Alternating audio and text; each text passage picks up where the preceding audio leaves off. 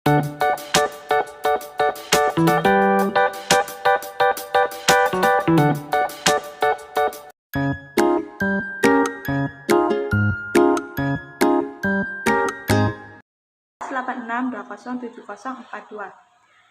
Saya akan menjelaskan rangkuman dari pengembangan bahasa anak usia dini, mata kuliah perkembangan bahasa anak usia dini.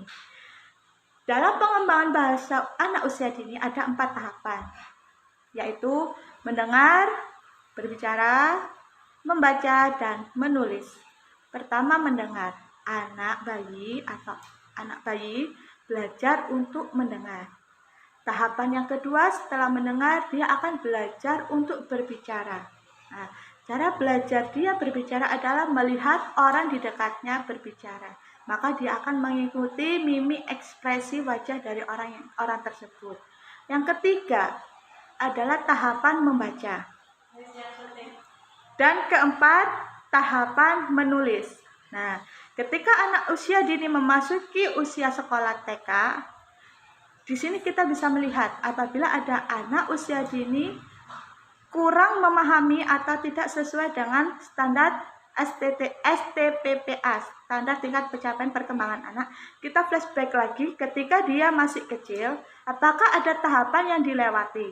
Nah, kita bisa mencari tahu dari orang tua. Nah, kemudian selain 4 tahapan tersebut, kemampuan anak dalam bercerita termasuk salah satu indikator perkembangan bahasa pada anak. Kemampuan bercerita dapat terbagi menjadi kategori 3. Ada 3 kategori, yaitu tinggi, sedang, dan rendah. Pengkategorian dapat dilihat berdasarkan pada indikator-indikator kemampuan bercerita anak, yaitu percaya diri, ketepatan, kejelasan, kelancaran, kosakata, dan ekspresi. Metode yang digunakan dalam pengembangan kemampuan bercerita anak di TK antara lain yaitu metode karya wisata, metode storytelling atau bercerita, metode demonstrasi, metode bermain peran, metode tanya jawab, metode pemberian tugas, metode bermain, dan metode bercakap-cakap. Alasan mengenai metode-metode tersebut yang dipakai untuk mendukung pengembangan kemampuan bercerita anak adalah metode kegiatan yang menyenangkan.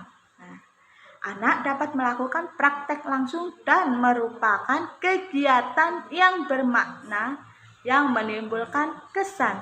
Jadi ketika kita menggunakan metode bercerita, biarkan anak dengan bahasanya sendiri, dengan ekspresinya sendiri untuk mengucapkan atau menceritakan cerita yang dia buat. Faktor pendukung kemampuan bercerita anak adalah orang tua, guru, kegiatan pembelajaran di sekolah, yaitu tema dan metodenya, apakah cocok dengan anak usia dini atau tidak. Terus kemudian jangan lupa reward, karena anak usia dini lebih suka diberi reward. Nah, media, terus lingkungan sosial, dan faktor dari dalamnya. Sedangkan faktor penghambatnya adalah orang tua itu sendiri, guru, lingkungan sosial, dan faktor dari dalam diri anak. Nah, dari faktor ini kita bisa lihat apakah orang tua selalu memuji anak, memberi reward. Nah, ketika orang tua selalu memuji atas keberhasilan anak, maka anak tersebut bisa lebih percaya diri lagi. Nah, seperti itu rangkuman dari pembelajaran dari mata kuliah perkembangan bahasa anak usia dini.